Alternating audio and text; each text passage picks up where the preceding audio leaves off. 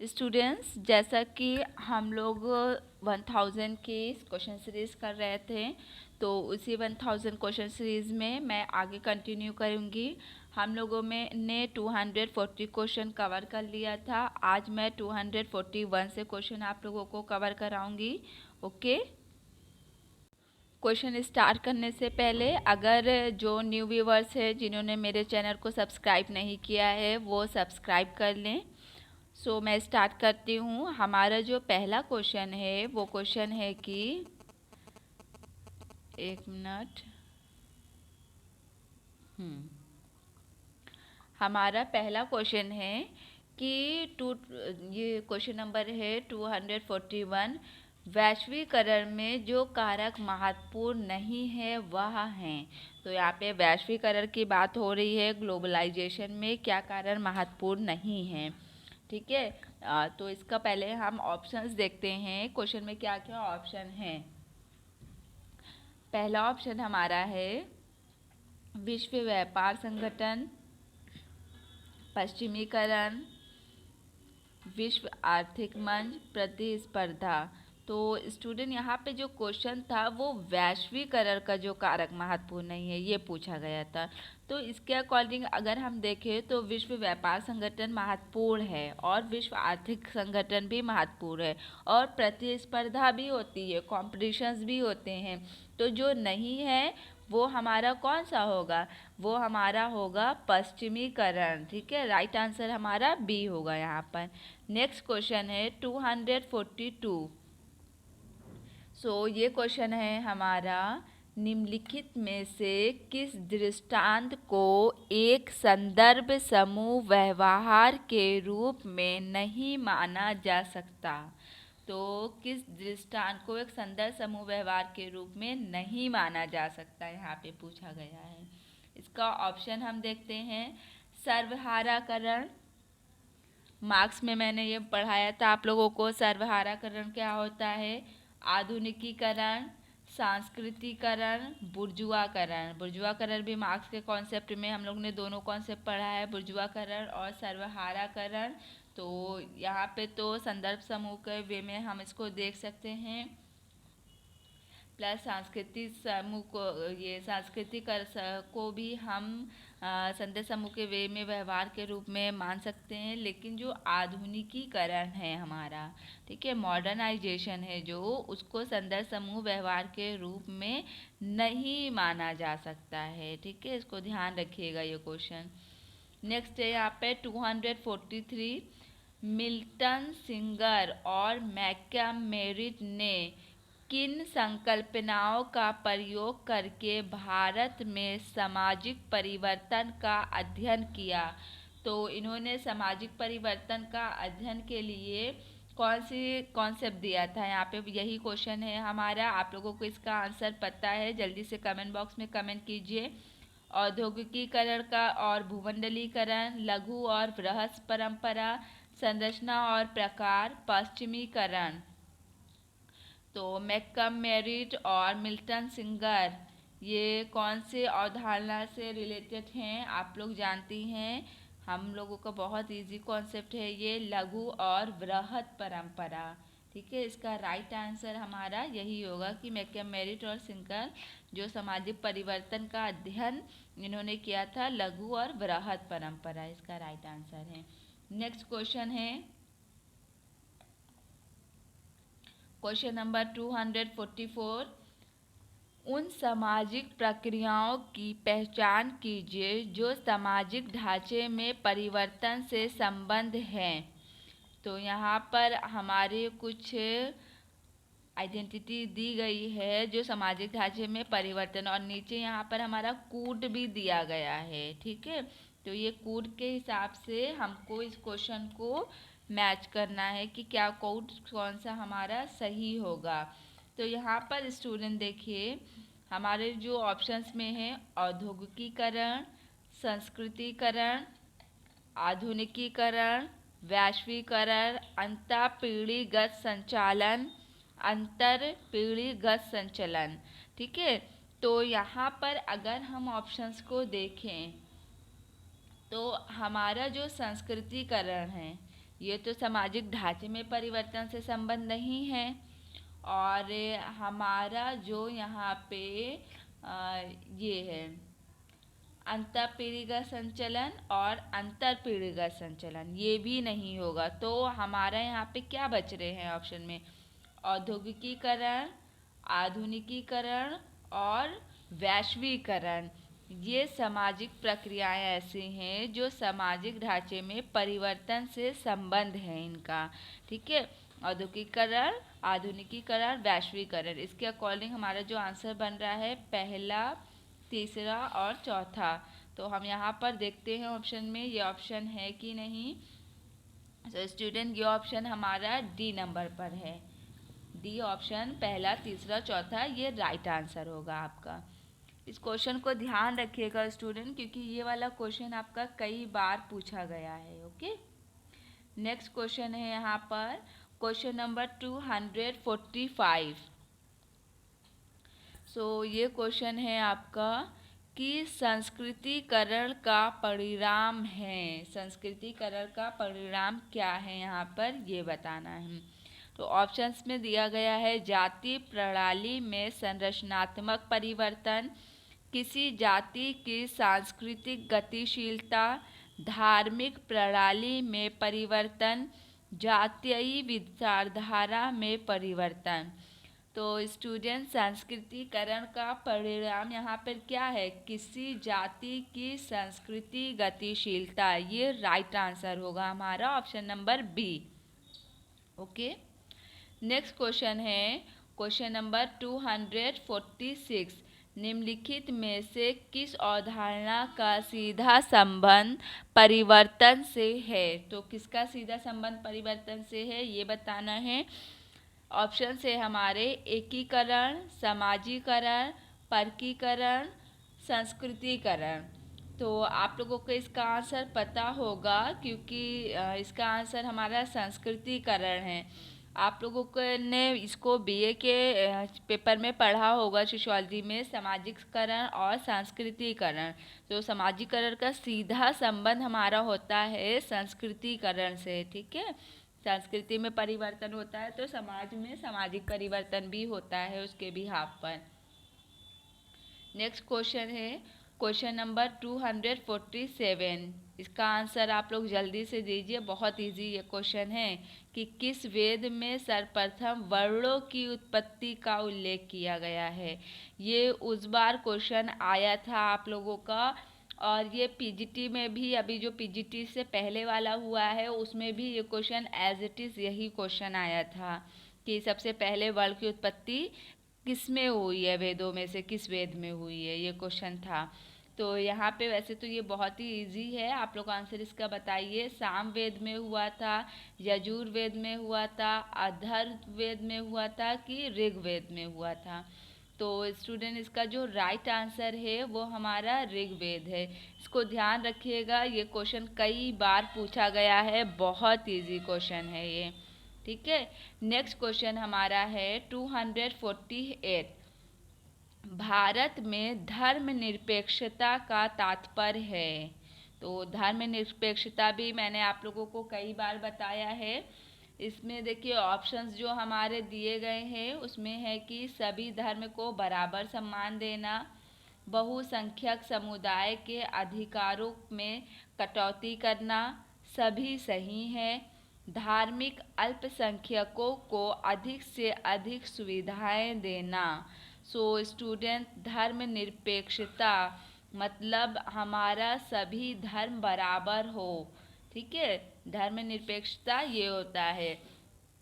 तो right answer हमारा जो ए ऑप्शन है, सभी धर्मों को बराबर सम्मान देना। मतलब जैसे हम कहते हैं ना पंथनिरपेक्ष और धर्मनिरपेक्ष, यहाँ पे हमारा जो भारतवर्ष है वो धर्मनिरपेक्षता के हिसाब से चलता है, क्योंकि वो सभी देशों को बराबर, जितने भी धर्म हैं यहाँ पर भारत में, सभी धर्मों को बराबर का सम्मान देता है, किसी एक धर्म के वे में नहीं चलता है। तो इसलिए सभी धर्म को बराबर भारत में हमारे धर्मनिरपेक्षता पाई जाती है। ठीक है, नेक्स्ट क्वेश्चन है 249। किसी जनजाति का हिंदू बन जाना एक उदाहरण है। अब देखिए ये भी क्वेश्चन आप लोगों के लिए टफ नहीं होना चाहिए, इजी है कि एक जनजाति है वो हिंदू बन गई है, तो ये क्या होगा। यहाँ पर ऑप्शंस में है आधुनिकीकरण का उदाहरण है, परसंस्कृतिकरण का उदाहरण है, समाजीकरण का उदाहरण है कि संस्कृतिकरण का उदाहरण है। तो स्टूडेंट इसका जो राइट आंसर है उसको कन्वर्ट हो गई है जाति हमारी जनजाति हिंदू में, तो वो संस्कृतिकरण का उदाहरण है। ठीक है, इसको ध्यान रखिएगा ये क्वेश्चन। नेक्स्ट हमारा है 250।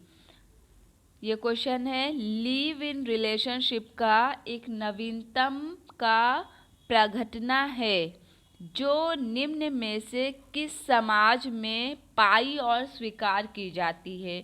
तो लिव इन रिलेशनशिप की यहाँ पे बात है, ये एक न्यू फिनोमिना है जो सोसाइटी में अब पाया जा रहा है और ये किसी समाज के द्वारा इसको स्वीकार भी किया गया है और वहाँ पर ये पाई भी जाती है। तो यहाँ पर जो ऑप्शंस में दिया गया है शहरीकरण, विश्वनगर, जनजातीय, ग्रामीण, तो यहाँ पे जाहिर सी बात है ग्राम में नहीं होगा, जनजाति में भी हमारे नहीं होगा और शहरों में भी ये अभी इतना नहीं है। लेकिन जो विश्वनगर हमारे महानगर हैं, ठीक है, वहाँ पर ये पाया जा रहा है और इसको लोग वैलिड भी करार दे रहे हैं। ठीक है, वहाँ पे इस चीज़ को लिव इन रिलेशनशिप को स्वीकार भी किया जा रहा है। नेक्स्ट क्वेश्चन है हमारा क्वेश्चन नंबर 251। एम.एन. श्रीनिवास द्वारा प्रस्तुत संस्कृतिकरण की प्रक्रिया के विभिन्न चरणों को सही क्रम में रखें, कोट का इस्तेमाल करें। तो एम.एन. श्रीनिवास ने जो संस्कृतिकरण की अवधारणा दी है उसका सही क्रम यहाँ पे बताना है, उसके जो चरण इन्होंने बताए हैं। तो यहाँ पर पहला अगर हम देखें तो आर्थिक संपन्नता, व्यवसाय में परिवर्तन, ऊंची जातियों की जीवन चरणों को सही क्रम में रखें। नेक्स्ट है व्यवसाय में परिवर्तन, आर्थिक संपन्नता, ऊंची जातियों के जीवन शैली को अपनाना, जाति नाम में परिवर्तन। सी ऑप्शन है हमारा जाति नाम में परिवर्तन, व्यवसाय में परिवर्तन, आर्थिक संपन्नता, ऊंची जातियों की जीवन शैली को अपनाना। नेक्स्ट क्वेश्चन है ऊंची जाति की जीवन शैली को अपनाना, जाति नाम में परिवर्तन, व्यवसाय में परिवर्तन, आर्थिक संपन्नता। तो जो एम.एन. श्रीनिवास ने सांस्कृतिकरण की प्रक्रिया के क्रम बताए हैं, सो स्टूडेंट उसमें जो हमारा ये डी वाला लास्ट वाला क्रम है ये ठीक है, इसको याद रखिएगा आप लोग कि ऊंची जाति की जीवन शैली को अपनाते हैं, फिर उसके बाद जाति के नाम में परिवर्तन हो जाता है, फिर उसके बाद व्यवसाय में परिवर्तन होता है, फिर वो आर्थिक संपन्नता हो जाती है, वहाँ पे वो लोग आर्थिक रूप से संपन्न हो जाते हैं। ठीक है, अब जो सांस्कृतिकरण में हमने किसी की जाति को पहले अपना लिया जो हमसे अपर कास्ट में है, ठीक है, अपर जाति वाले हैं उनकी जाति को अपनाते हैं, फिर जाति का अपने नाम भी बदल लेते हैं, अपना व्यवसाय भी बदलते हैं, फिर आर्थिक रूप से संपन्न हो जाते हैं। ये एक हायरार्की के रूप में आप इस तरह से इसको याद रखिएगा, अक्सर पूछा जाता है ये। नेक्स्ट है 252 क्वेश्चन, वैश्विक ग्राम का विचार किसने दिया। वैश्विक ग्राम, ये देखिए हो सकता है ये किसी के लिए यूनिक वर्ड हो, पहली बार सुन रहा हो, और हो सकता है ये आप लोगों ने पहले भी सुन रखा हो। तो इसका राइट आंसर आप लोग कमेंट बॉक्स में बताइए। ऑप्शंस में देखिए दिया गया है एंथोनी गिडिंग्स, इमैनुअल वॉलेस्ट्रीन, मार्शल मैक्लुहान, ई अनीटाट। तो जो वैश्विक ग्राम है हमारा इसका विचार दिया था मार्शल मैक्लुहान ने। ठीक है, राइट आंसर हमारा सी होगा इसका। नेक्स्ट क्वेश्चन है क्वेश्चन नंबर 253, वैश्वीकरण को आगे बढ़ाने हेतु प्रमुख प्रेरक तत्व हैं। तो वैश्वीकरण को आगे बढ़ाने के लिए ग्लोबलाइजेशन को यहाँ पर हमारे ऑप्शंस में हैं प्रौद्योगिकी इलेक्ट्रॉनिक के नए उपकरण जो कंप्यूटर से जुड़ा विश्व सूचना संकुल बाजार की खोज, इनमें से सभी बहुराष्ट्रीय निवेश। तो यहाँ पर अगर हम ऑप्शंस को देखें तो हमारे तीनों ऑप्शन सही हैं, तो आंसर हमारा इनमें से सभी होगा, क्योंकि ग्लोबलाइजेशन के लिए हमें प्रौद्योगिकी और इलेक्ट्रॉनिक के नए उपकरण और कंप्यूटर के साथ में जो वर्ल्ड इंफॉर्मेशन है उससे जुड़ना भी ज़रूरी है। बाज़ार की खोज, मार्केट भी हमारे लिए बहुत ज़रूरी है, और बहुराष्ट्रीय निवेश भी बहुत ज़रूरी है। ठीक है, इसको अगर तत्वों को देखें तो इसमें हमारा राइट आंसर हो जाएगा डी, इनमें से सभी। ओके, सी, सॉरी यह सी था, ये डी नहीं था, मैंने डी बोल दिया। इनमें से सभी राइट आंसर होगा। नेक्स्ट क्वेश्चन है हमारा कि 54, भारत में परंपरा अनिवार्यता आधुनिकीकरण की प्रक्रिया को धीमा नहीं करती। किसने इस प्रघटना की परंपरा की आधुनिकता कहा? तो इस प्रघटना को किसने परंपरा की आधुनिकता कहा है, यहाँ पर हमको ये बताना है। भारत में परंपरा अनिवार्यता आधुनिकीकरण की प्रक्रिया को धीमी नहीं कर सकती है, इसके वे में। तो ऑप्शंस में हमारे हैं McKim Marriott, Milton Singer, Lloyd I Rudolph, Alan R Beals. तो स्टूडेंट इसका जो राइट आंसर है वो हमारा है सी, लॉयड आई रुडोल्फ, ये राइट आंसर होगा। इस क्वेश्चन को ध्यान रखिएगा, परंपरा की आधुनिकता कहाँ है इन्होंने इस प्रघटना को, कि जो परंपरा अनिवार्यता आधुनिकीकरण की प्रक्रिया को धीमा नहीं करती है। ठीक है, कोई कोई ऐसी परंपरा हमारे भारत में है जो कि मॉडर्नाइजेशन की प्रोसेस तो हो रही है लेकिन उसको धीमा नहीं कर रही है कि उस परंपरा के थ्रू इफेक्ट कोई पड़ रहा है, ऐसा कुछ नहीं है। तो परंपरा की आधुनिकता इसको लॉयड आई रुडोल्फ ने बोला है। क्वेश्चन नंबर 255 है कि किसके अनुसार भारत में 150 वर्षों से अधिक ब्रिटिश शासन के परिणाम स्वरूप भारतीय समाज तथा संस्कृति में आए परिवर्तन के कारण हुए पश्चिमीकरण के साथ आधुनिकता की शुरुआत हुई? तो पश्चिमीकरण के साथ आधुनिकता की शुरुआत हो रही है और ब्रिटिश शासन के परिणाम स्वरूप भारतीय समाज में संस्कृति में परिवर्तन के कारण हुआ है। ठीक है, ऐसा तो आई थिंक इसका आंसर आप लोगों को समझ में आ रहा होगा। तो आंसर करिए आप लोग इसका। ऑप्शंस देखते हैं, AR Desai, GS Ghurye, Yogendra Singh, MN Srinivas.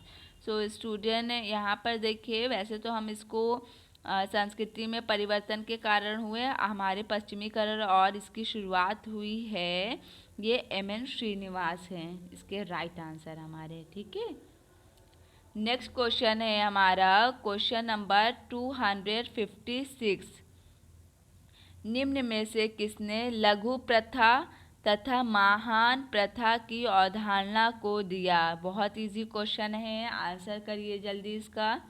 Options में दिया गया है McKim Marriott, Milton Singer, Robert Redfield, ल्यूडूमा। तो यहाँ पर देखिए हमारी जो लघु प्रथा और वृहत प्रथा, यहाँ पे महान वर्ड यूज़ हुआ है लेकिन वृहत प्रथा ऐसे आप लोग जल्दी समझेंगे, इसकी अवधारणा रॉबर्ट रेडफील्ड ने दी थी। ठीक है, क्वेश्चन नंबर हमारा जो ऑप्शन है सी, इसका राइट आंसर होगा 56 का। नेक्स्ट क्वेश्चन यहाँ पर है 257, वृहत परंपरा और लघु परंपरा। अभी हमने जस्ट ऊपर किया है इससे रिलेटिव कि ये रेडफील्ड का है। नेक्स्ट है इसमें यहाँ पर ऑप्शन ये सही है। ठीक है, नेक्स्ट है उपरोक्त सभी सही सुमेलित है, आप ये तो पता नहीं, आगे देखते हैं। पहले सार्वभौमिकीकरण और विशिष्टीकरण की बात हमारे कौन करते हैं? टैलकॉट पार्सन करते हैं, ये भी सही है। सार्वभौमिकरण तथा संकीर्णता, इसकी बात कौन करते हैं? ये बात मैकम मेरिट करते हैं, सही है ये भी। पश्चिमीकरण तथा संस्कृतिकरण, ये एम एन श्रीनिवास का कॉन्सेप्ट है, ये भी सही है। तो हमारा ये और ये चारों सही है। तो इसके अकॉर्डिंग हमारा आंसर क्या होगा? उपरोक्त सभी सही सुमेलित हैं। यहाँ पे क्वेश्चन यही था ना, सही सुमेलित करने के लिए। ठीक है, इसका राइट आंसर बी होगा। नेक्स्ट क्वेश्चन है 258। निम्नलिखित में से कौन सा सामाजिक स्तरीकरण का रूप नहीं है, यहाँ पे पूछा गया है। तो ये समझ में आ ही रहा होगा आप लोगों को, इसका आंसर दीजिए। ऑप्शन है हमारा श्रेणी मतलब कैटेगरी, धर्म, जाति, लिंग। तो अगर हम देखें सोशल स्ट्रैटिफिकेशन को, स्तरीकरण हमारा श्रेणी के हिसाब से भी होता है, जाति के हिसाब से भी होता है और लिंग के बिहाफ पर भी होता है। लेकिन जो धर्म है हमारा, धर्म के आधार पर कोई सामाजिक स्तरीकरण का रूप इसको नहीं माना गया है। ठीक है, तो राइट आंसर हमारा इसका बी होगा, धर्म राइट आंसर है। ठीक है, नेक्स्ट क्वेश्चन है 259। ये क्वेश्चन हमारा है, धर्म की उत्पत्ति का आत्मवाद का सिद्धांत किसने दिया?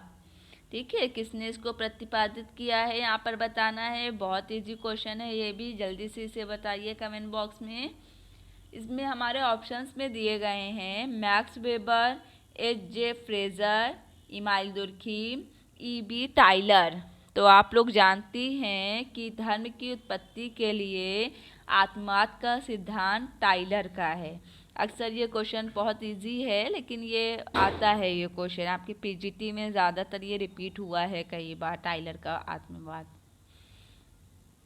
नेक्स्ट क्वेश्चन है हमारा लास्ट क्वेश्चन आज का 260। मनुस्मृति में कितने प्रकार के संस्कारों का उल्लेख किया गया है? तो मनुस्मृति में कितने प्रकार के संस्कार बताए गए हैं, पता होगा आप लोगों को। इसका आंसर करिए। ऑप्शन देखिए, हमारा जो ए है 16, 11 है, नेक्स्ट है 18 और 13। तो मनुस्मृति में जो संस्कार के प्रकारों का उल्लेख है वो 13 संस्कार को बताए गए हैं।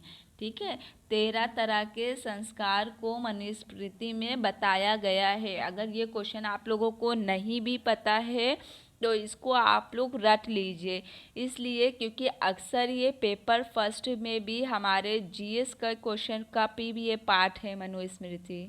ठीक है, तो ये आपके ज़रूरी नहीं है, इसी एग्ज़ाम में और एग्ज़ाम में भी आपको पूछा जा सकता है ये क्वेश्चन कि मनुस्मृति में कितने प्रकार के संस्कार को बताया गया है। अब स्टूडेंट, अब हम आगे का क्वेश्चन कल कंटिन्यू करेंगे। आज के लिए बस इतना ही। अगर आप लोगों को मेरा वीडियो पसंद आया हो तो लाइक कर दीजिए, ज़्यादा से ज़्यादा सब्सक्राइब कीजिए और ज़्यादा से ज़्यादा शेयर कीजिए। ठीक है, और आप लोगों मेरे टेलीग्राम चैनल से भी जुड़ सकते हैं। टेलीग्राम की लिंक मैंने डिस्क्रिप्शन बॉक्स में भी दे दी है, और प्लस आप लोग अबाउट के सेशन में जाकर वहाँ से भी टेलीग्राम ग्रुप में आप लोग आइकन होगा, वहाँ से आप उसमें आ सकते हैं। ठीक है, और स्टूडेंट एक बात और आप लोगों के लिए है कि नेट का बैच स्टार्ट कर रही हूँ। नेट के बैच के लिए आप लोगों का नेट जेआरएफ के लिए जिन स्टूडेंट को ज्वाइन करना हो वो मुझे डायरेक्ट अभी इसमें चैट बॉक्स में नहीं, वो कमेंट बॉक्स में कमेंट कर देंगे। ठीक है, जिससे मैं आप लोगों को ज्वाइन कर सकूँगी अपने बैच में।